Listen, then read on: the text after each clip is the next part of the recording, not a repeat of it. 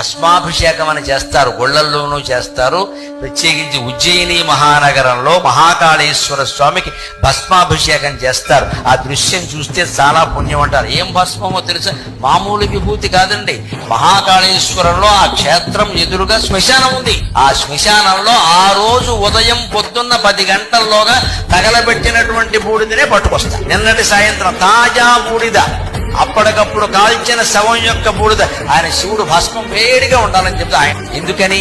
ఎప్పటికైనా నువ్వు ఎంత సంపాదించినా సరే మిగిలేది బూడిద. నువ్వు ఎంత మందితో ఎన్ని సంబంధాలు పెట్టుకున్నా సరే మిగిలేది బూడిద. నువ్వు ఎంత ఉన్నత పదవిని అధిరోహించినా సరే మిగిలేది బూడిద. ఆ బూడిదనే నేను ధరిస్తున్నా. గ్రహించు గ్రహించు. ఇది శివతత్వం, ఇది శివతత్వం.